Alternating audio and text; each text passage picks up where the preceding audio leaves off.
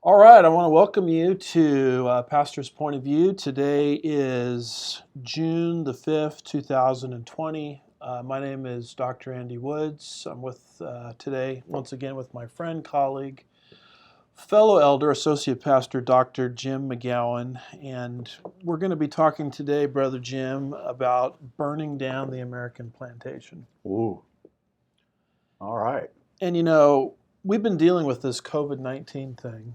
We've done 9 shows on that. Yeah. And I thought, well, we'll just keep doing these till we reach 100. I mean, there's so much material. There is. Because I thought that was the event of our lifetime. Yeah. Well, what we discovered this week, really beginning May the 31st, Sunday is when I first discovered it. Mm-hmm. Maybe it was going on earlier, that is one of the 2 events of our lifetime. Right. But there's another one happening. Yeah. It's been happening all week. I think it's happening still right now.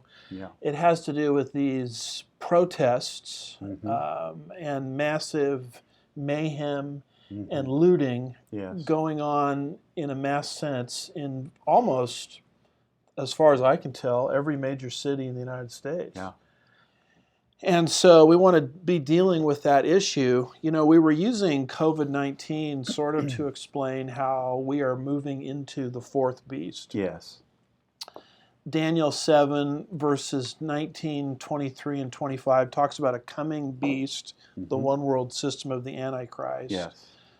Who is going to crush and trample down everything, devour, the whole earth. Yeah. The little horn is going to arise and make alterations in times and in law. Mm-hmm. And, I was just of the viewpoint that COVID-19 is preparatory for that. Yeah. Yeah. Well, now, this week, we've got a whole different angle to that same story where we're learning that, and we're going to try to demonstrate today, that in the thinking of many people, the United States of America is the last obstacle. Right. Standing in the way of the New World Order. Yes, yes. As long as you've got, one of the greatest set of handcuffs that's ever been produced on the globalist is the United States Constitution and the American system. Absolutely right. And as long as you have a free and prosperous and independent United States, you can't have the movement into New World Order. And so what we're watching today, what we're watching this week, and I think this has been going on for some time, is a well-thought-out strategy whereby the United States of America is going to be brought to its knees. Yeah, and there's really a connection here between the last 9 episodes we've done and today, even though we're not talking about COVID. There's a connection. You have globalism we're talking about, and we're going to see some similarities here. Yes. And I think they struck at a time when they thought we were weakened because of COVID-19. Yeah, I agree with you. And, let me just start off with Saul Alinsky, the famous communist, who wrote Rules for Radicals. He's basically the spiritual father of Hillary Clinton. And his thesis was to topple any free society. You go into that society and you find an existing tension. Yeah. Now, there's tensions everywhere because we live in a fallen world. Sure. And you take those tensions and you rub them as raw as you can. You inflame them. You get the house divided against itself, and therefore it's easier to take down any government. Communists have used this all over the world to bring in the heavy hand of Marxism, internationally, and that's exactly what's going on here in the United States with probably their biggest prize, the last obstruction to New World Order. It seems to me that it's kind of fascinating when you think about the fact that we have Satan using Bible to bring down America. What did Jesus say? That a house divided against itself cannot stand. He's using that philosophy. Yeah. And that's what we're seeing. So he knows the teachings of Christ and he knows how to manipulate them. That's exactly right. Yeah. Because everybody's reeling after this tragic death of George Floyd, and everybody, I don't know of any single human being on planet Earth that doesn't believe that what happened to him was an injustice. Correct. Everybody believes that, including ourselves. Yes. But what's these protests as they're taking place, as you look at them very carefully, they're not protesting a bad actor. Correct. They are protesting the United States as a whole Yes. which they think caused this issue. Mm-hmm. So it's not a racist, it's a racist society. Right, right. And if America is a racist society from top to bottom, if it's an oppressive regime from top to bottom, then it has to be dismantled. Right. Mm-hmm. Now, what they want to replace it with, they're never real clear on it, but we know what they want to replace it We with. do. Mm-hmm. The New World Order. So, we've been talking about COVID-19. We've been talking about new vocab words. And so here are some new vocab words for us today. Here we go. Systemically racist. Mm-hmm. Mm-hmm. Institutionally racist. Structurally biased. Yes. Whenever those phrases are thrown about, and they're being thrown about all the time now by these protesters, is what they're saying is the murderer of George Floyd is not the problem. The problem is the whole police departments everywhere are racist. Right. So the issue is not a racist, but systemic racism. Right. And basically they're using those phrases to broad brush an entire civilization. Correct. And they're basically arguing that, look, the United States was oppressive and racist from its origins, and so that continues on. It's part of, we're going to quote Kareem Abdul-Jabbar, of all people, in a little bit. It's part of the oxygen, that we breathe. Yeah. And they're not arguing that there are racists in a country, and there always are. Mm-hmm. They're not arguing that there are pockets of racism here and there. Of course, we believe there are. Yep. What they're arguing for is structural racism. Exactly. In other words, the very institutions that America is built on are racist at their core. Yes, exactly right. And so that's really the protest that's taking place everywhere. And can I just interject? Absolutely, absolutely. The thing that frustrates me about this is what you just said is so vitally important, and yet our young people don't understand the distinction you just made. Right. See, they've taken this one bad apple and they've made him a representative of the entire nation. That's right. And unfortunately, we're not getting proper education into the minds and hearts of our young people. Right. They can't distinguish that. And that's why we're going to take a lengthy time today. And if we have to break this into 2 shows today, we'll do it. Amen. Because the issue is that important, because this other side of the argument is not coming out. Yes, sir. So you look at the United States of America, and you look at the fact that the United States was started, and you have the South with slaves and the slave trade, and slavery was part of our origins. The fact of the matter is, folks, there hasn't been a country anywhere that has done more to rectify its past than the United States of America. Very true. How many, I just Googled, how many white soldiers died in the Civil War on the side of the Union to get rid of slavery? The number that Google gave me was 330,000. Yeah. People are saying that's not enough. Right. Then Abraham Lincoln signed the Emancipation Proclamation, which freed the slaves. Well, that's not enough.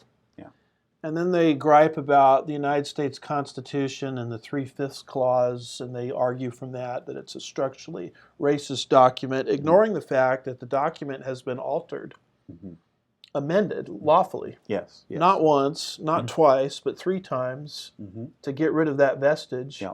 Those would be the post-Civil War constitutional amendments, the 13th, 14th, and 15th Amendments. And if that weren't enough, we passed the Civil Rights Act of 1964. Yes.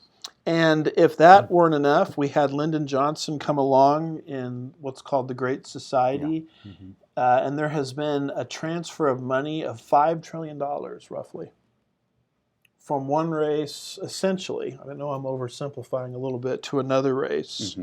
And now we have a country that's as free as anybody that wants to get ahead in this country that applies themselves can get ahead, that's very regardless true. Of skin color, as evidenced by the fact that you have Oprah, who is a black billionaire. Yes. You have Barack Obama, who was twice popularly elected to the highest office in the land. I mean, is America a perfect country? No, it's not. Are there pockets of racism in America? Yes, there are. But there hasn't been a country anywhere that's done more to make a 180 on this issue than the United States. Well, and how many people have come to America from other countries, from poverty, and come here and have made the American dream their reality? That's exactly over right. and over and over again. But you see, with this crowd that's protesting, they want to pretend that that history isn't there. Correct. And they want to pretend that the whole thing is racist from its core.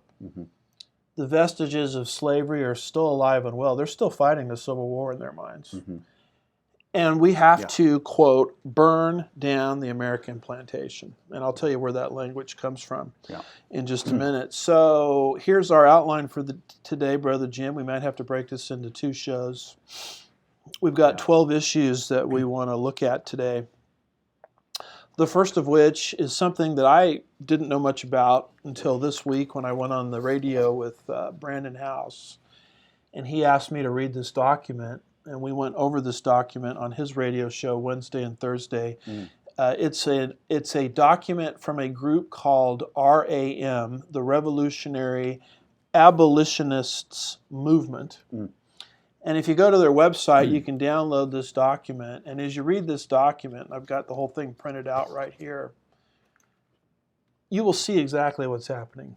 The whole week of looting and mayhem will make sense when you read this document. Now, when I was on the air this week talking about this, both of us did not know who wrote this. And fortunately, one of our church members, whose name they don't want put over the airwaves, but basically did a little Google search, and it turns out that Bill Ayers wrote a blog article. We might even have a screenshot of that blog article with the exact same name, Burn Down the American Plantation, published 3 years ago, right after Donald Trump was elected. And I've read this document, goes 44 pages. I've read Bill Ayers' blog article, and the writing style is the same. They argue the same points. And so I believe that this document, the larger document, is essentially the product of Bill Ayers, who anybody that knows anything knows that Bill Ayers is a terrorist. Yes, he committed acts of terror in the United States. He escaped the long arm of the law through a technicality. And him and his wife, Bernadine Dorn, you know what they went to do with? What do you do for an encore after you leave your career of terrorism? Well, you produce children's comic books. Did you know that? And they went into education. Yeah, well, that makes sense. Because they're trying to brainwash exactly the next generation. That's how you do it. And both of them are pretty good academics and very good writers, and I'm convinced that the two of them are what created this document, Burn Down the American Plantation. Of course, it was Barack Obama who launched his political campaign in the home of Bill Ayers. Right. And so he was brought to infamy, back in 2008, something like that. And here he is again giving the academic pedigree behind the apologetics behind the looting, the mayhem, the stealing that we're seeing right now, on our video screen. So we have a number of excerpts from this book. The title of it is Burn Down the American Plantation, produced by the Revolutionary Abolitionist Movement. And it's interesting. It's comrades of. Yes. Very interesting. Yeah, so they're calling like-minded people. But you look there at page 3, and it says, we must burn down the American plantation once and for all. Burn down. Is that literal? Well, it seems like the folks are taking that pretty literally. Yeah, it does. Why don't you read there pages 4 and 5, the excerpt? All right, it says, however, the fundamental issue the abolitionists raised, the matter of slavery and slave society, was not only never resolved, but has been normalized, legitimized, and expanded. The slavery issue never got resolved. No, it just got molded into the worse. culture. Yeah. They say on page 6, just as we live with the myth that the civil rights movement ended with second-class citizenship, we have the myth that the Emancipation Proclamation ended slavery. They say on page 11, they are a reflection on the level of the individual or the massive violence that the U.S. government deploys against the oppressed across the world. Not just here. So America is oppressing people worldwide. Page 12, the Civil War was never resolved. Yeah, that's what they say. So there's been no progress on this race issue as far as they're concerned. Yeah. And what does he say there on page 13? On 13, he says, whoever this is, a society built on slavery and genocide and maintained through prison slavery is a society that must remain at war with itself. We must fight back now before it is too late. To create a society worth living in, we must liberate those in chains from bondage. Those who are seeking escape have the power to liberate those of us who are already engaged in the battle. As we struggle together, we build a new world. So that kind of sums up what they want to do. They want to build a new world. Sounds familiar. They want to liberate everyone that's in oppression, because that's their definition of the American system. Yeah. Page 17, they want to dismantle the lingering effects of patriarchy. Interesting. Where no man can give a woman an order. So anything related to gender roles, male leadership in the church, male leadership in the home, is a vestige of slavery. Yeah. Page 23, every prison uprising from Attica, that was a famous prison uprising, to Lucasville is an example of revolutionary justice. Unbelievable. And what interests me very much is what they say there on page 23. Okay. As the Italian anarchist Alfredo M. Bonanno has eloquently put it, quoting, "The life of someone who oppresses others and prevents them from living is not worth a cent," close quote. So there's your justification for violence. Exactly. If you're part of the American system at all, in essence, you are viewed as being an oppressor. And so violence against you is justified. Now, if you watch very carefully, you have people like, Nicole Hannah Jones, Nobel laureate, I'm looking at page 6, New York Post, and June 3rd, 2020 article by Jackie Sallow. And the title of it is New York Times reporter says destroying property is not violence. Yeah. Shall I read that? Sure, go for it, if you must. New York Times reporter Nicole Hannah Jones argued that rioters destroying property is, quote, not violence, close quote, and referring to the crimes as such goes against what's moral. Quoting, destroying property which can be replaced is not violence. To use the same language to describe those two things, I think, is really not moral to do that, close quote. She happens to be a Pulitzer Prize winner. I'm sorry, I said Nobel laureate. And she, Pulitzer Prize. Yeah, Pulitzer Prize winner, and she's telling this to CBSN. And she writes for the Times Magazine. She said the language should be reserved for crimes such as the killing of George Floyd, a black man who died in Minneapolis after a white cop, Derek Chauvin, held his knee on Floyd's neck for several minutes. Quoting again, violence is when an agent of the state kneels on a man's neck until all of the life is leached out of his body, close quote. So if Derek Chauvin commits murder against George Floyd, everybody acknowledges that what he did was wrong. Absolutely. Then that is a crime. Yes.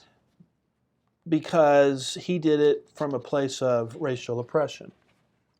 On the other hand, if everybody goes out and commits arson and violence in the streets and destroys private property, that is not a crime. Right. So what I'm trying to say is this pamphlet, it's more than a pamphlet, it's like a book, short book, Burn Down the American Plantation, is the justification for that, because they quote this Italian anarchist, Alfred M. Bonanno, who says the life of someone who oppresses and prevents others and prevents them from living is not worth a cent. So you can categorize one group of criminal activity as criminal activity, and then if people commit criminal activity to fight the system, then it's not criminal activity. Yeah. Wow. And what else do we have here? I've got an article. It's not in your notes there, but it's from it's a quote from Maxine Waters, and she classifies the term rioting as negative language used against black people. Sounds kind of like wrong speak. Exactly. Can you read that paragraph there? All right. Representative Maxine Waters, Democrat from California, in an interview published Wednesday, explained why she rejects the term, quote, rioting, close quote, in describing violent protests, contending that the word is part of, quote, negative language used far too often in a description of black people by folks who fundamentally don't see black people the same way they see whites and others, close quote. So rioting isn't a crime because you're fighting the system. What did that lady say? Destroying private property, that's not a crime because you're fighting the system. Right.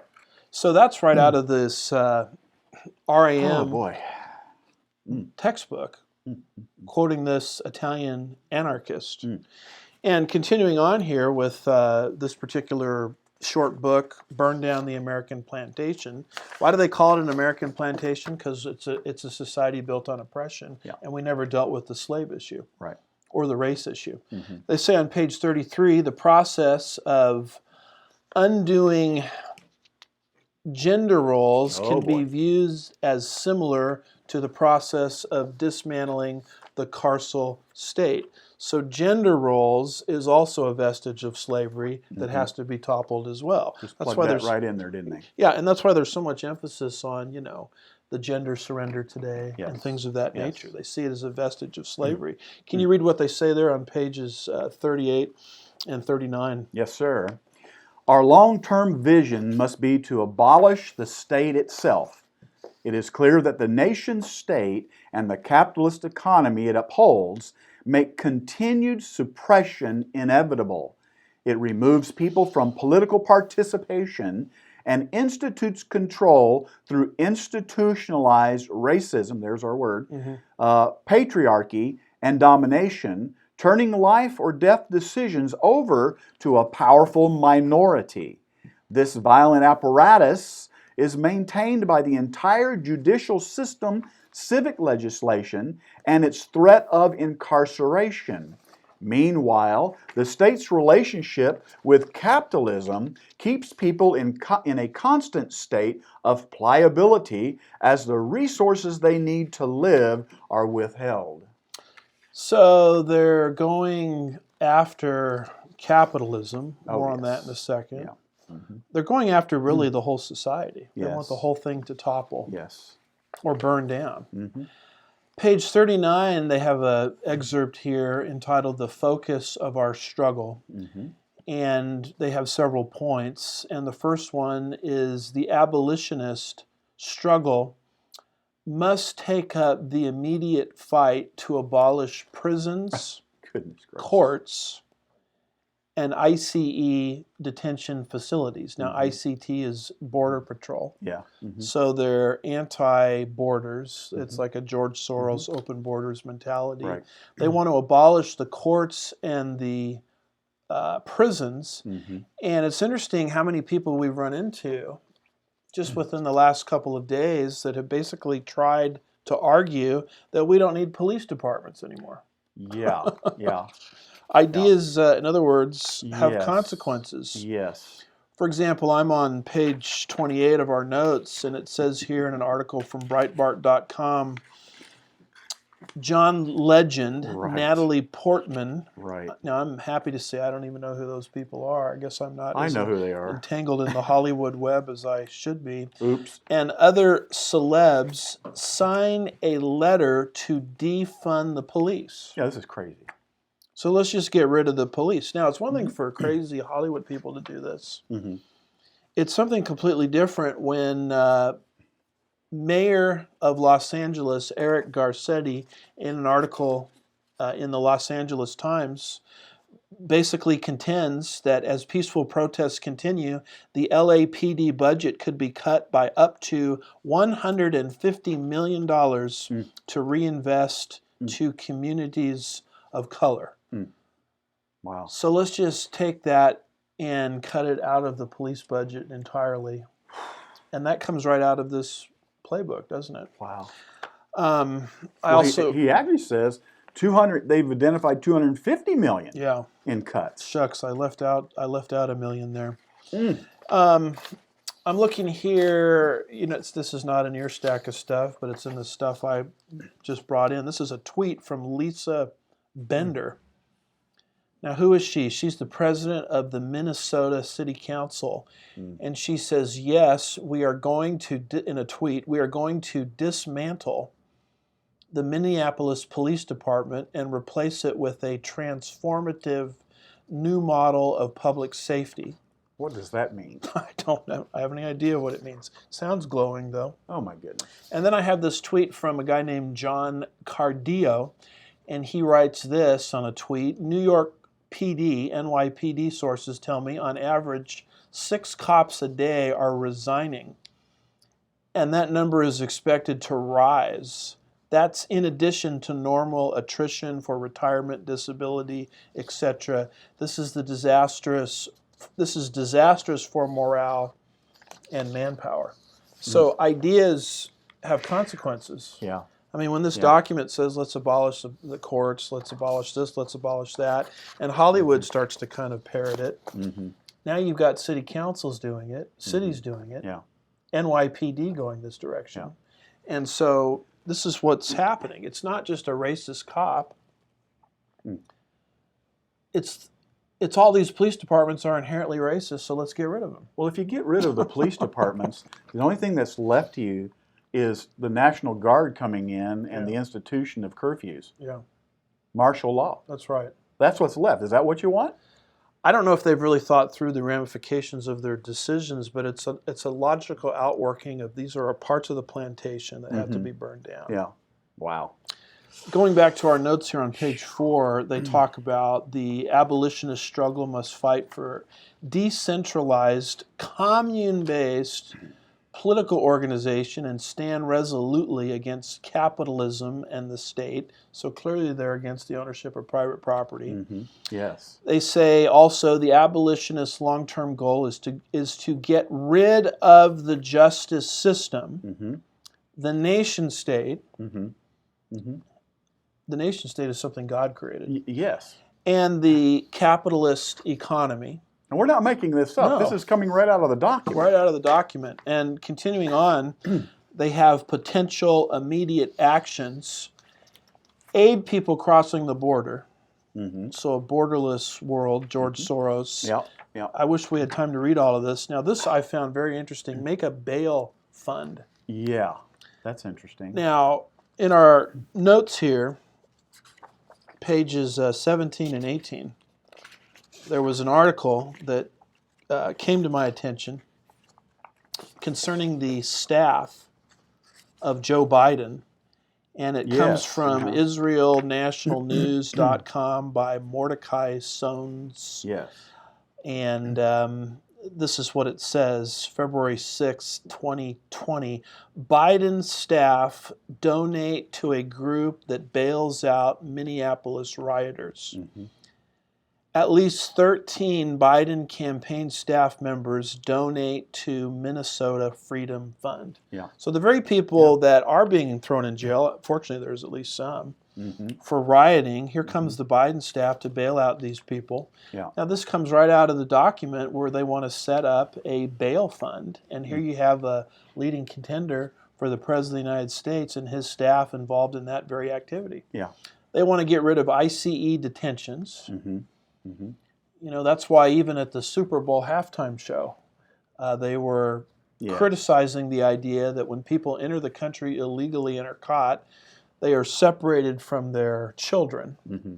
Well, I thought that's what happened to criminals. If I go out and commit a crime, I'm going to be separated from my family as well. But they're completely anti-ICE detentions. Page 41, do you want to read that little line there? Number 41? Yes, Page sir. 41. The long-term project for the abolitionist movement must be to create a new political reality and establish infrastructure that can render the state and capitalist institutions obsolete. And they're expressing solidarity with all oppressed people. So that's the tie that binds. They're wanting to help anybody that they think is under oppression. So that's why they're getting into patriarchy, racial issues. They're trying to get rid of capitalism. They see it all as an instrument of oppression, and they want to burn down the American plantation. I was just looking at this last bullet point, which we didn't mention, but it says they want to train neighborhood defense units against hate attacks and police violence. Neighborhood defense units. That means there's going to be somebody in my neighborhood who's going to be determining if what I do is a hate attack of some kind. Yeah, and they're actually militarizing that group. Yeah. So this is actually what they're calling for is a cell, a terrorist cell, within the country to pursue their version of justice. Whew, scary. And we continue on here on page 43. I'm on page 6 of our notes. And they say, as we race towards an abrupt shift, here it comes. Here it comes in the global order. And that's why this is working in harmony with COVID-19. Right. Just as COVID-19 is bringing in world transformation, this movement, burning down the American plantation, in essence, wants to take away the last cog or obstruction to world government, a free and prosperous United States. And the argument that's being made is, gee whiz, the whole culture is corrupt. It started corrupt. It started oppressive. It's continuing on as oppressive. So let's burn it down and replace it with something else. Right. That's actually what's going on. Man.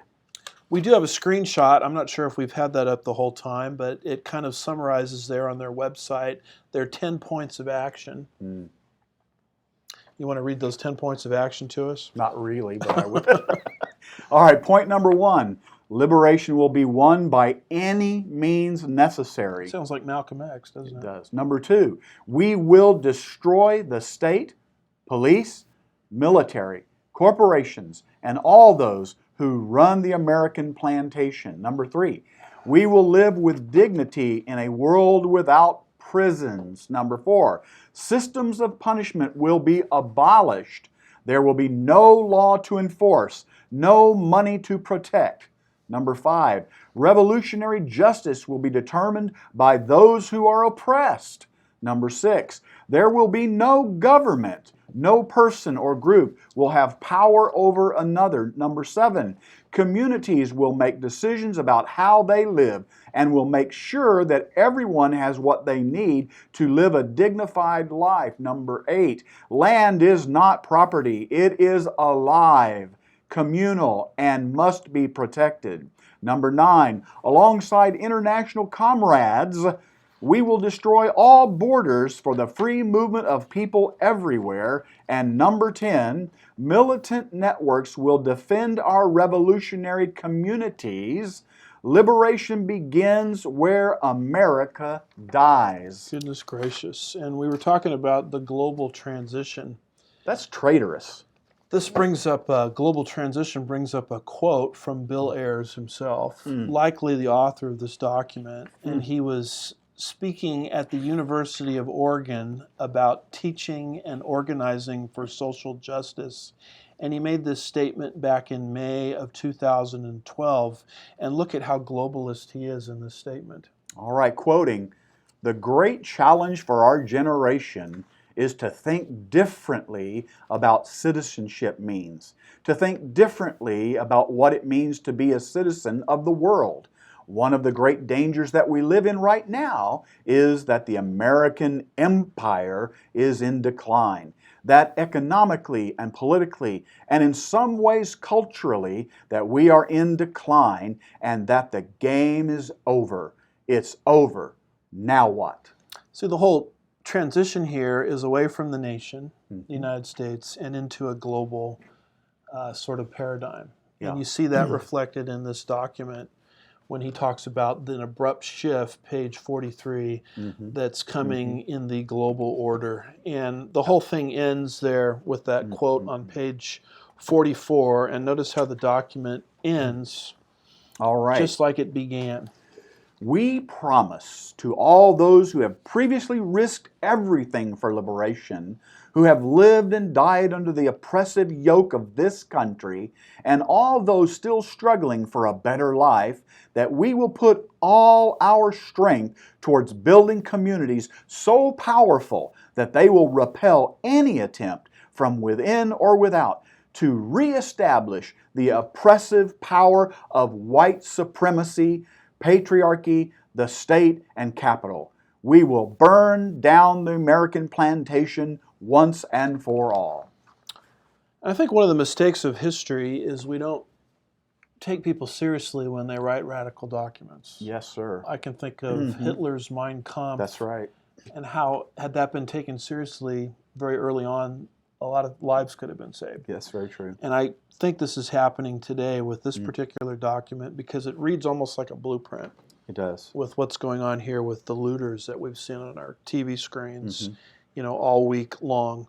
Yeah. And so that removes us from that category there of the RAM, the Revolutionary Abolitionist Movement. And let's just talk for a minute about reparations. Because reparations is actually what these people are interested in. Now, what is reparations? Reparations is the idea that we're going to take money from one race and give it to another race because that first race has their money built through oppression and slavery. So basically what it does is it takes money from someone that never owned a slave and gives it to someone who never was a slave. And reparations, as much as everybody tries to put a happy face on this, you just substitute another word for it. It's wealth, 2 words, wealth redistribution. Yes, exactly. Or Marxism. Yeah. And Civil Rights Act is not enough. Great Society is not enough. Civil War is not enough. Emancipation Proclamation is not enough. 3 alterations of the United States Constitution is enough. Well, what do you want then? Yeah. I mean, what will make you happy? Right. To fix this problem of the past that, by the way, our country has bent over backwards more than any other country on the face of the earth to fix.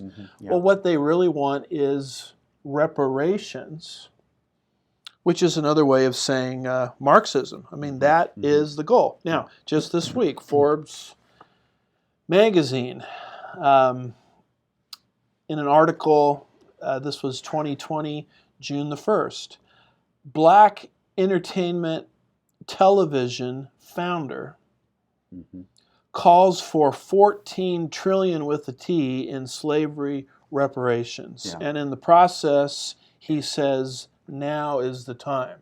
Why does he say now is the time? Now is the time because this is when all this looting and so forth is happening because of what happened with George Floyd. Yeah. He's not just after, folks, punishing George Floyd, which we all acknowledge should happen. He's after the redistribution of wealth, which would take us away from the free market entirely and into a Marxist paradigm. Do you mind reading that paragraph to us?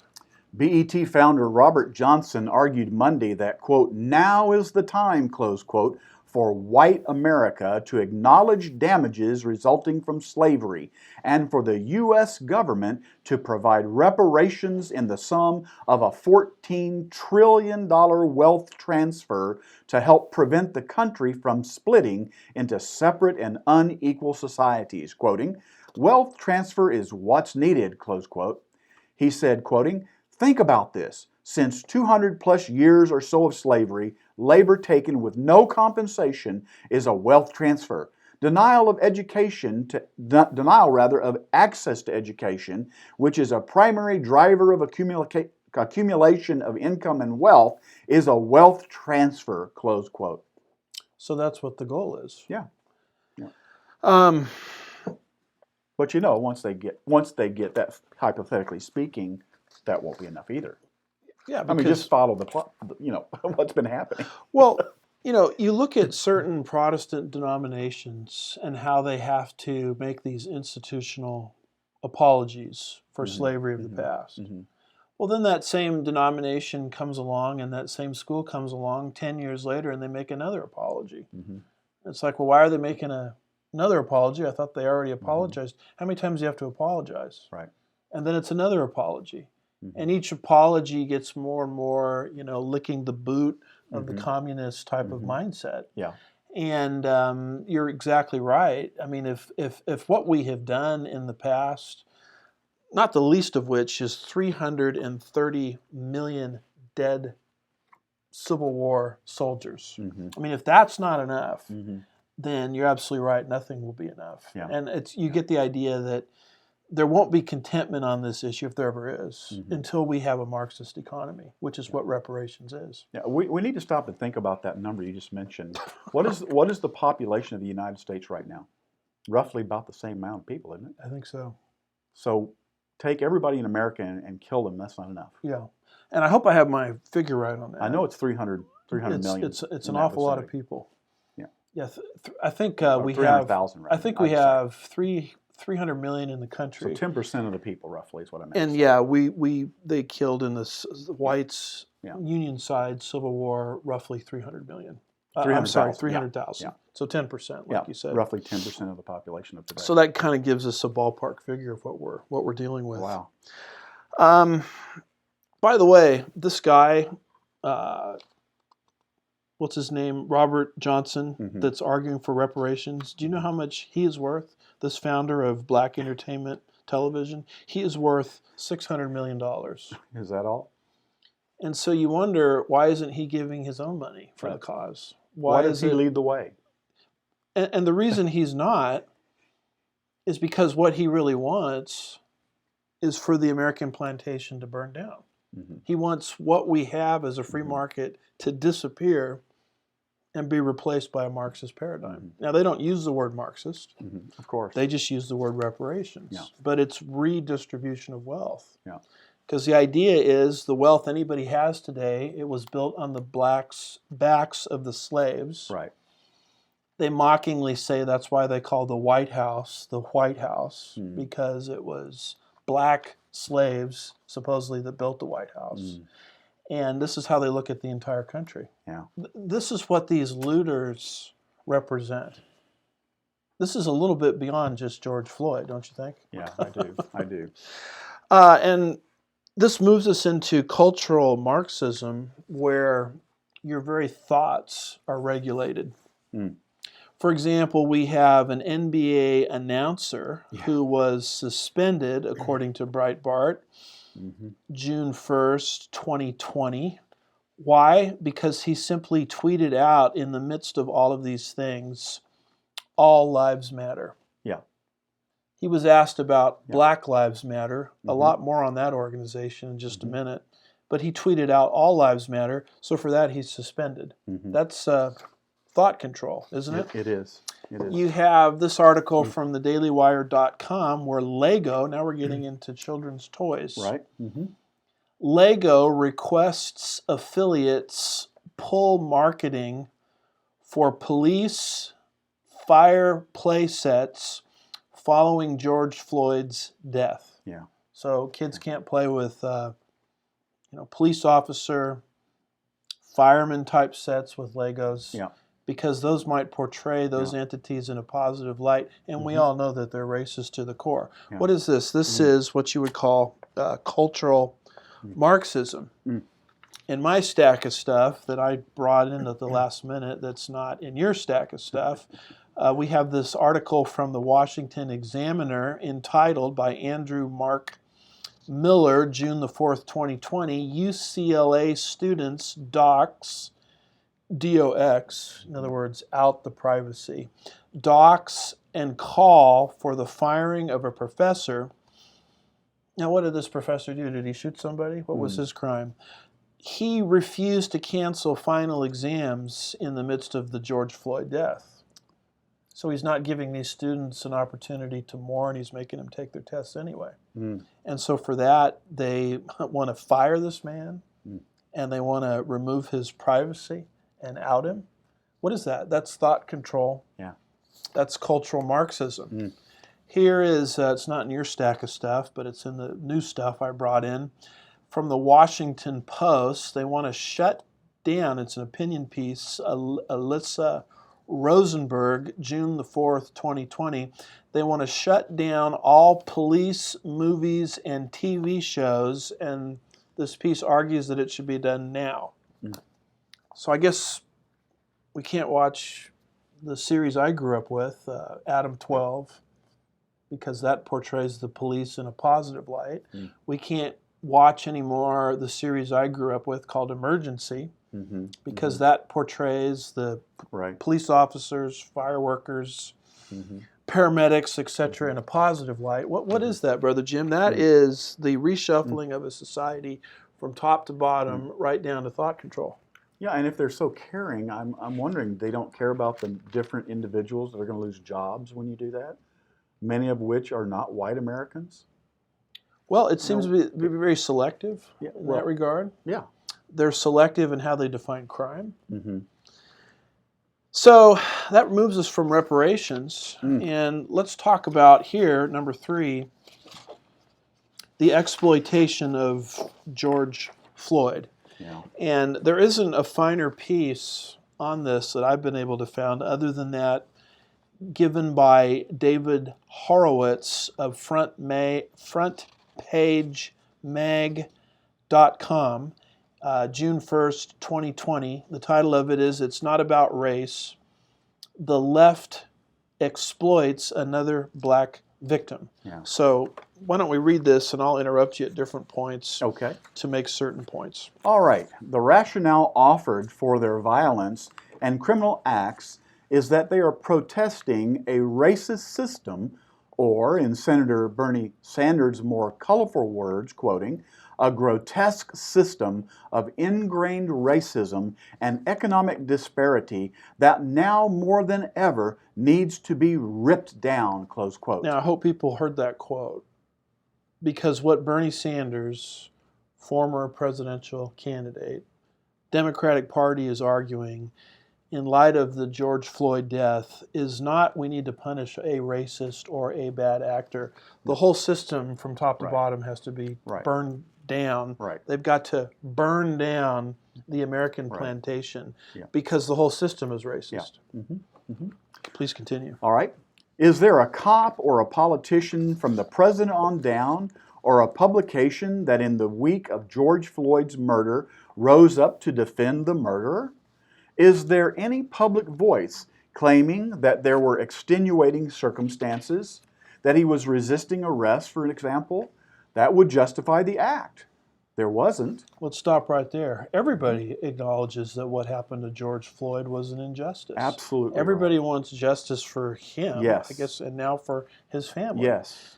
And if the protest was about that issue, that's something to protest. Right.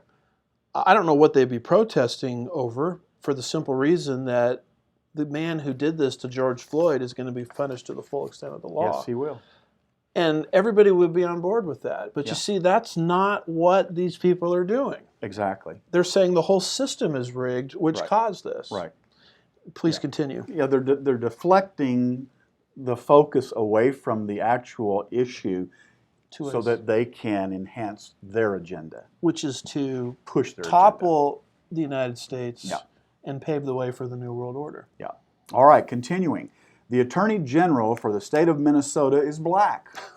The police chief is black.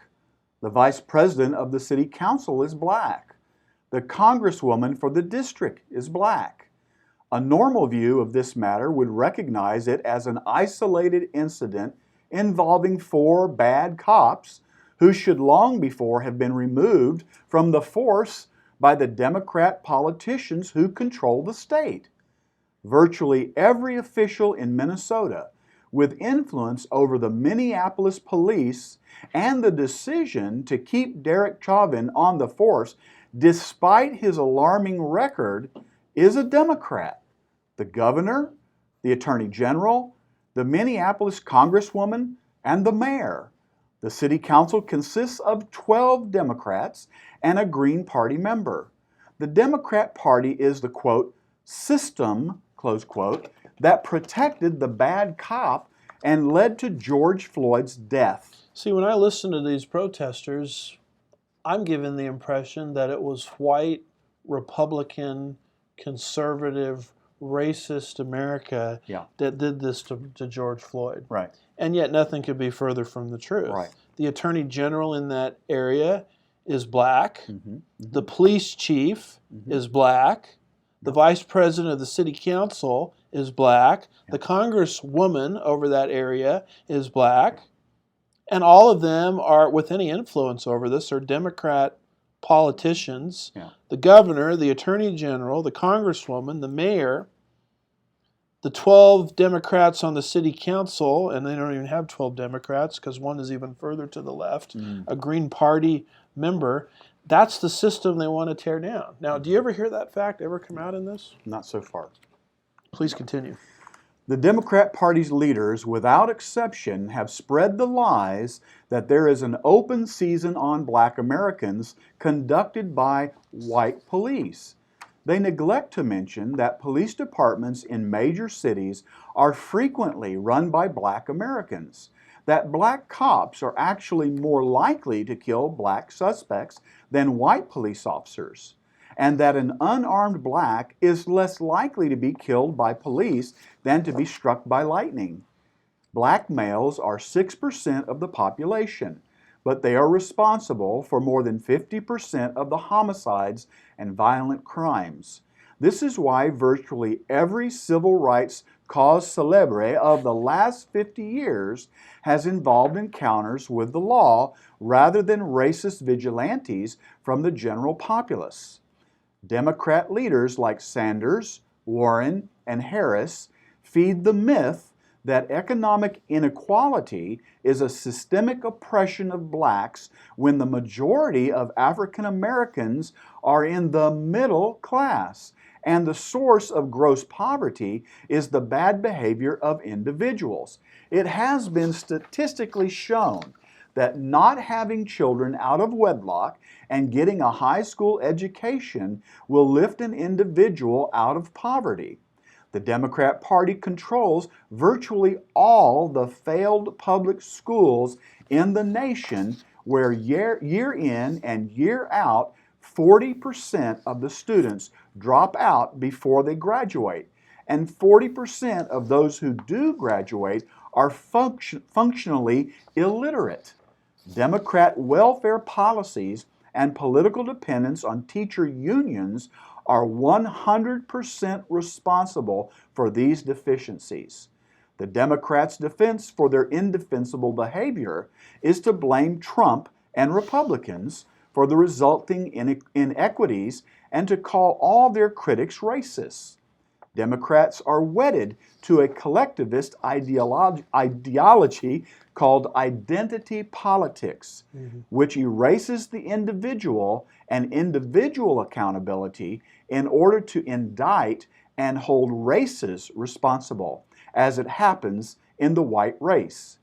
This is the poisoned well of Democrat politics, and it is why self-appointed champions of, quote, black folk, close quote, have felt so free to dishonor the memory of George Floyd by burning American cities in order to advance their civil war against the United States. Now, this is an interesting part of David Horowitz's article because he's dealing with statistics. Yeah. He's dealing with objective mathematical facts. Actual data. And he's demonstrating here that the justice system is not stacked against black Americans. Right. That is a myth. Right. Now, if you want further corroboration of that, I would encourage folks to Google the name Heather McDonald. Heather McDonald is the Thomas W. Smith Fellow at the Manhattan Institute, contributing editor at the City Journal, and the author of 2 best-selling books, War on Cops and The Diversity Delusion.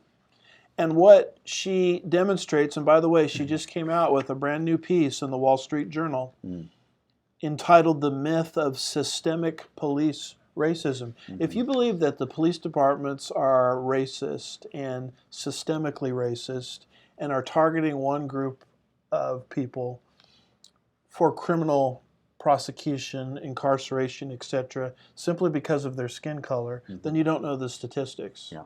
I mean, she demonstrates mathematically and statistically that that is not true. Yeah. And her conclusions are also reflected in another article.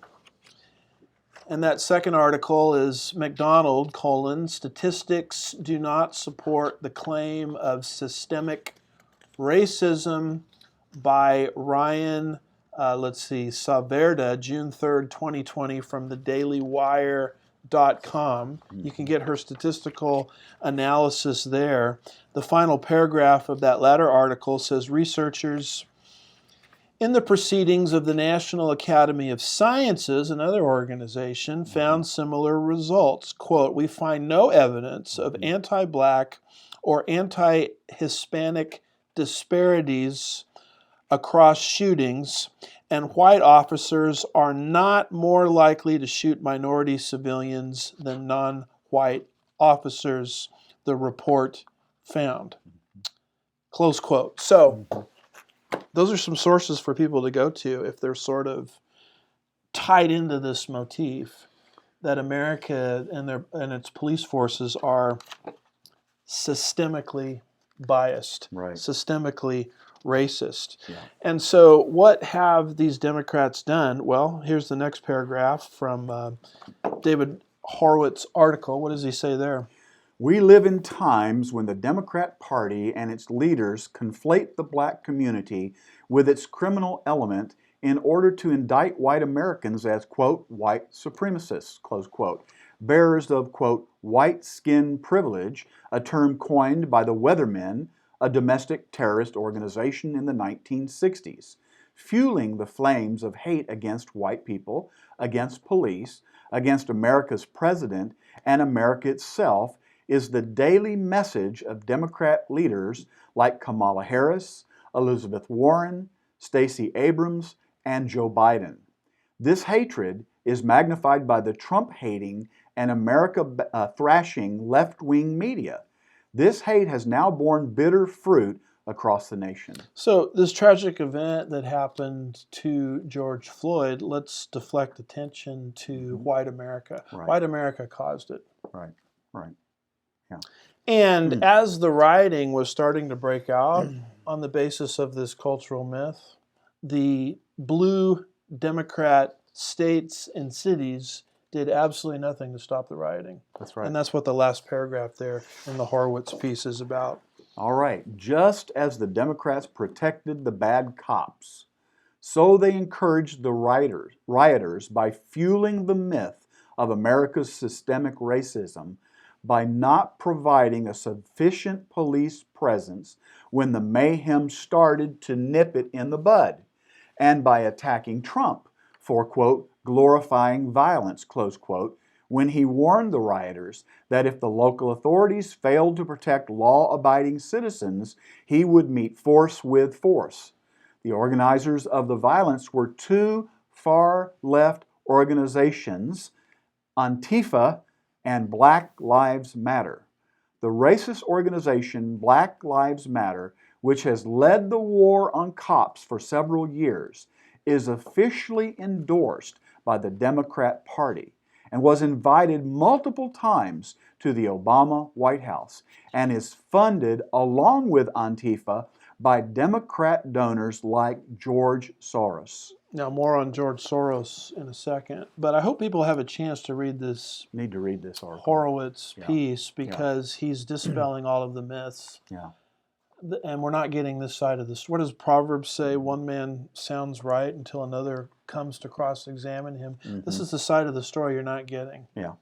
Yeah. Because the whole narrative is it's racist, white, conservative, Republican America that did this to this poor black man. Yeah. We all acknowledge it was a horrible thing that happened to him. Horrible. But the reality of the situation is you don't burn down a whole country because of it. Right. I mean, that is a gross misanalysis, misunderstanding of what's happening. There's no statistical evidence for what they're contending But it's for. intentional. There's an agenda behind it, as we're pointing out. That's right. And speaking of that agenda, that takes us to number 4 here.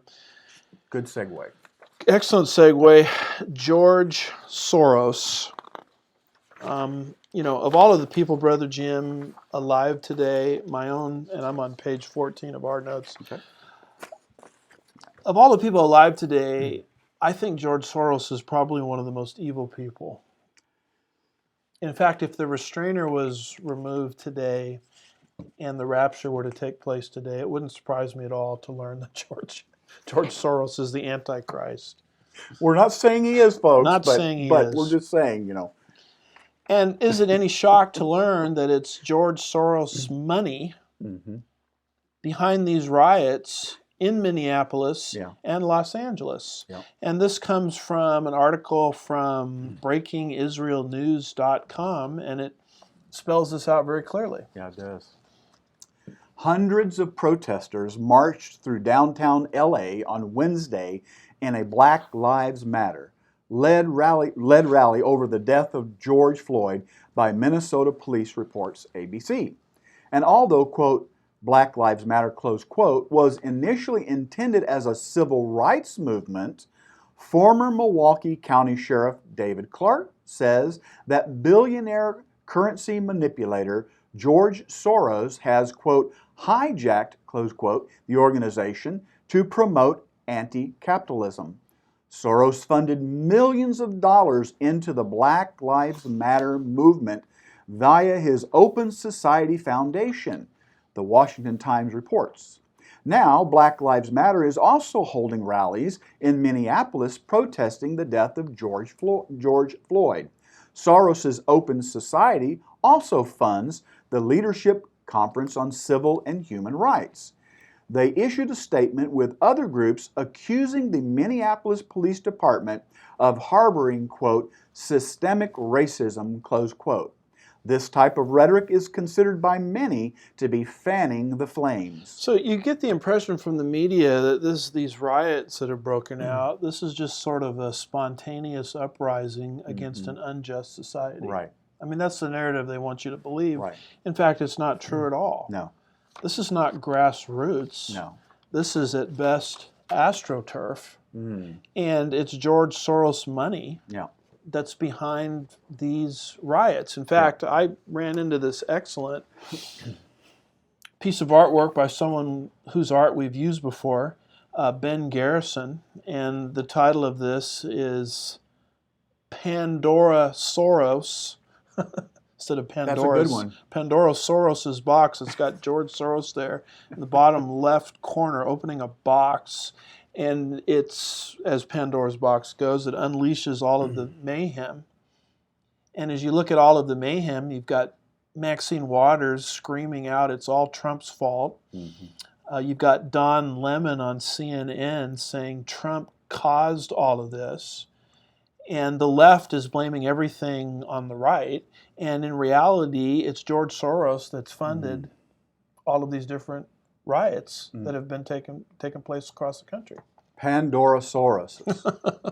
I thought all the dinosaurs were extinct. That's right. And here is a tweet from people on the ground, and this particular person says, Black Lives Matter. Now, more on that in just a second.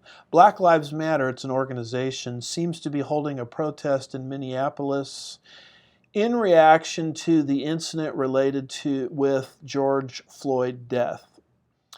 Protests are located on 38 east of Minneapolis, Minnesota. It's almost like Black Lives Matter, an organization, was just waiting for this to happen. Yeah, they just happen to be there, huh?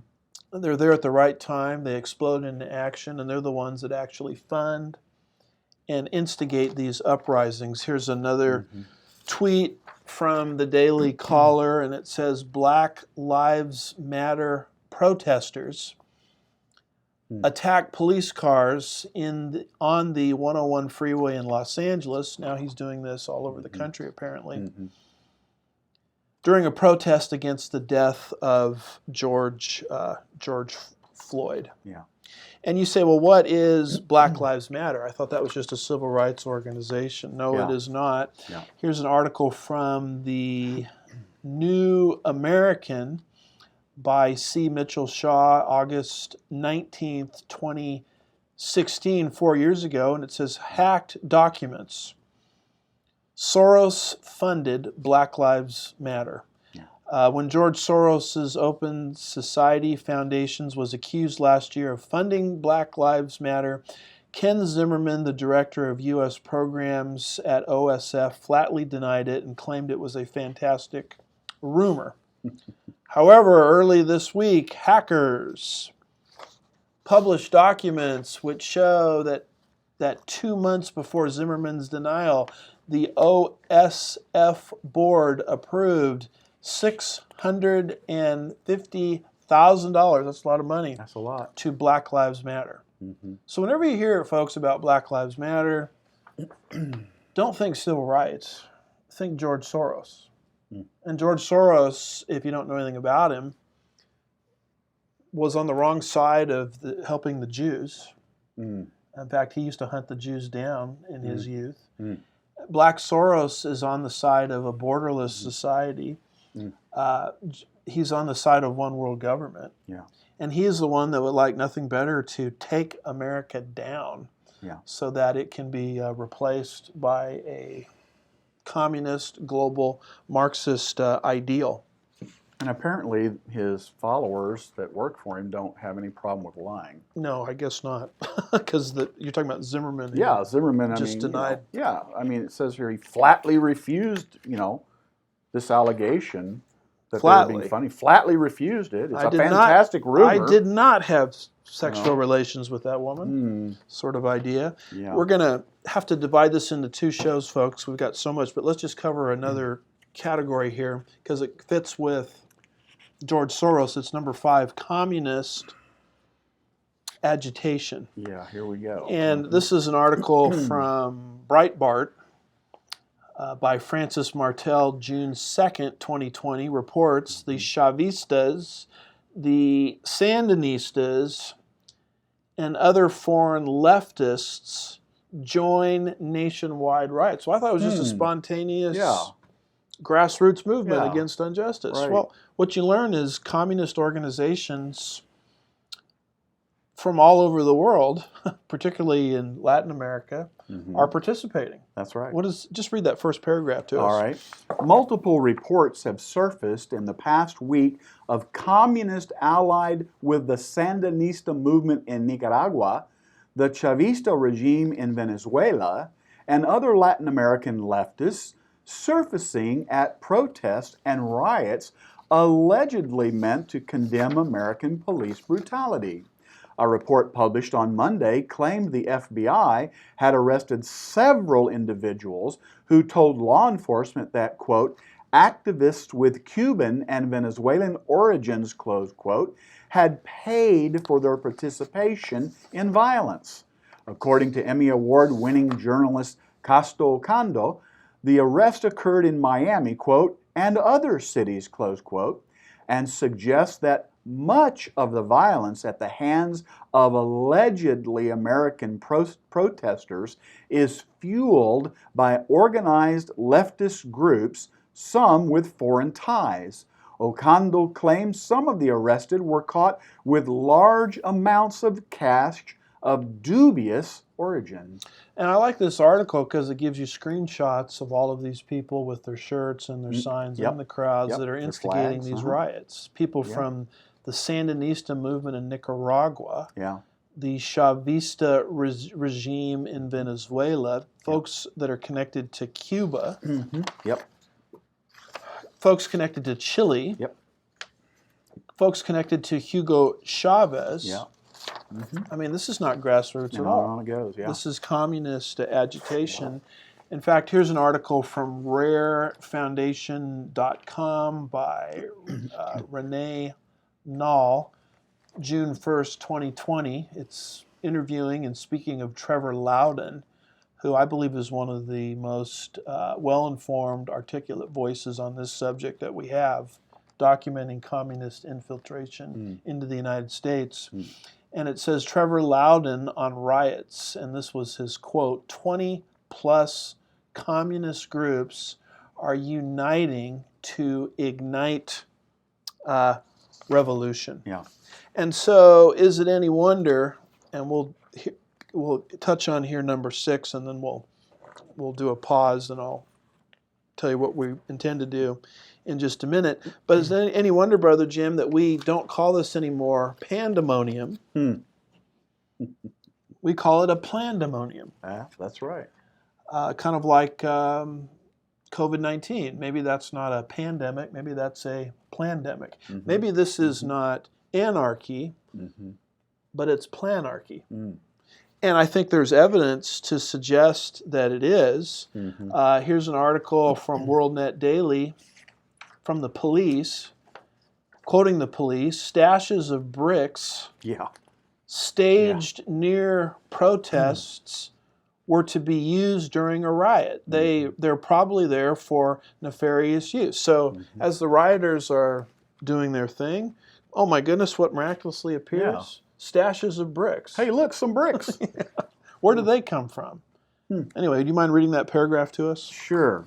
The Kansas City Police Department said Sunday that officers found bricks and rocks staged near protest sites around the city, stoking concerns that individuals or groups had pre-planned looting and destruction that hit the city over the weekend. Quoting, "We have learned and discovered stacks of bricks and rocks in and around the plaza and Westport to be used during a riot," close quote.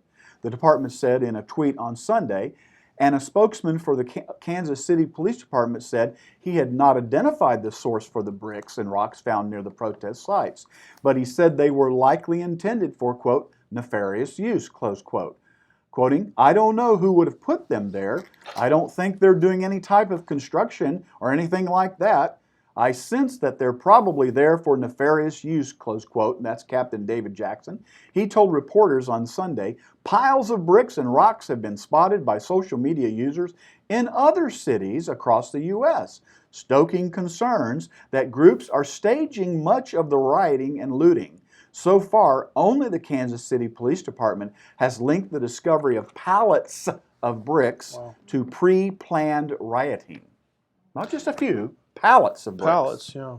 And here's a tweet from the Kansas City Police Department, May 31st, 2020 at 3:55 in the afternoon, and this is what they tweeted out in the midst of these riots. "We have learned of and discovered stashes of bricks and rocks in and around the plaza and Westport to be used during a riot. If you see anything like this, you can text 911 and let us know so we can remove them. This keeps everyone safe and allows your voice to continue to be heard." So they're rioting through communist agitation. George Soros money is involved in it. And the means you need for rioting to destroy lives and property miraculously appears. So is this a pandemonium or is this a plandemonium? Good question. I mean, this is all part of the blueprint of burning down the American plantation. Right. And this is why this is so significant. It is significant. In fact, it's so significant, we're going to take a little break. We've got only half of our material exhausted, and we want to get this information to you. So we're going to take a break. It's going to be for about 15 minutes. We're going to come right back on Facebook Live and continue on with this subject, part 2. And both of these presentations, at the end of the day, assuming we were finished, will be uploaded on my personal YouTube channel because we want this information out there. And I can't think of a lot of, first of all, media organizations, let alone Christians, that are saying anything relevant on this subject. And whenever you take down a cultural myth, you have to be very methodical about it. So that's why we're taking the time that we are and documenting everything as carefully as we are. Anything from you? Wow. Are you tired? Pray for us during the break. All right, we'll see you in about 15 minutes. God bless.